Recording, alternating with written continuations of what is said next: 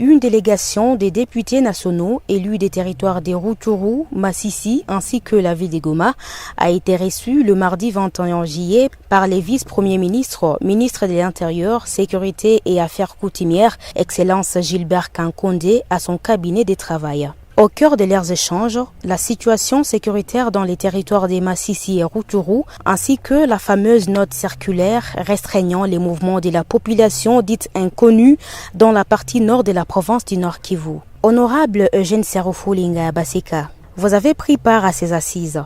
Qu'est-ce que la population nord-kivusienne peut retenir de cette rencontre ? Nous avons été reçus par le vice-premier ministre de l'Intérieur et Sécurité sur notre demande comme député du territoire de Rutshuru, de Masisi, de Goma pour partager avec lui des préoccupations, notamment concernant les tueries qui sont perpétrées à l'encontre de nos compatriotes qui sont établis à Ituri depuis quelques années. Comme vous pouvez l'imaginer, dans la partie sud de la province du Nord Kivu, il y a beaucoup de fermes, surtout dans les Masisi, mais dans les Rutshuru aussi il y a des plantations, il y a une forte densité de la population et certaines familles se sont rendues compte que dans la province voisine de l'Ituri, il y a possibilité d'avoir des champs à bon prix et beaucoup de familles se sont déplacées depuis quelques années. Ils ont acheté des terres, ils ont commencé à exploiter le sol là-bas, ils ont même construit et dernièrement, il y a eu un mouvement de chefs de familles responsables qui ont commencé à déplacer carrément leur famille pour déménager et s'installer en Ituri et spécialement dans le territoire du Rumu. Certaines personnes avec esprit xénophobe animés par la haine tribale ont commencé à s'attaquer à ce mouvement de population qui librement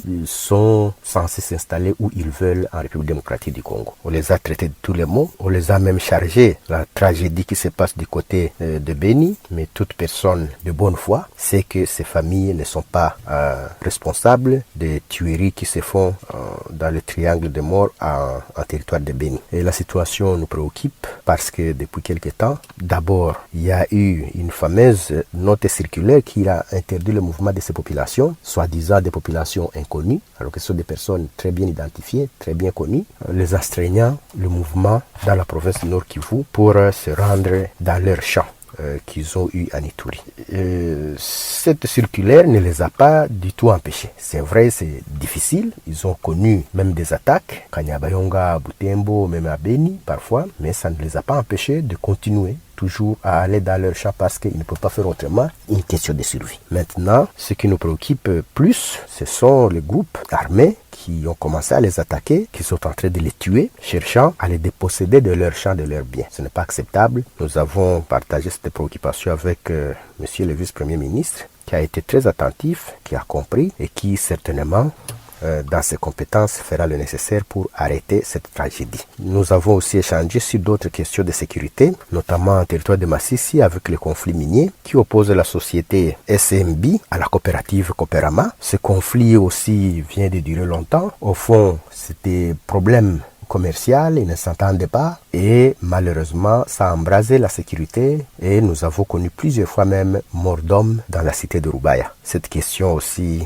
a été abordée avec son excellence monsieur le vice-premier ministre, ministre de l'Intérieur et Sécurité Affaires coutumières et là aussi il était attentif et nous avons stigmatisé notamment la présence de la police des mines, qui n'en est pas une, pour que finalement les services habilités, compétents du ministère de l'Intérieur puissent affecter là-bas une véritable police des mines et pas des gens qui ne sont pas du tout habilités à protéger la population, qui commettent des bévues jour et nuit. Et enfin, il a s'agi de la situation générale de la province avec des difficultés de la police pour faire son travail, notamment en termes d'effectifs et de logistique. Et au fond de tout cela, le phénomène de kidnapping qui se développe surtout en territoire de Rutshuru, mais aussi à Goma. Donc toutes ces questions ont été abordées. Nous avons eu des échanges assez fructueux avec son excellence, monsieur le vice-premier ministre, ministre de l'Intérieur, et nous espérons que dans ses compétences, il va faire quelque chose pour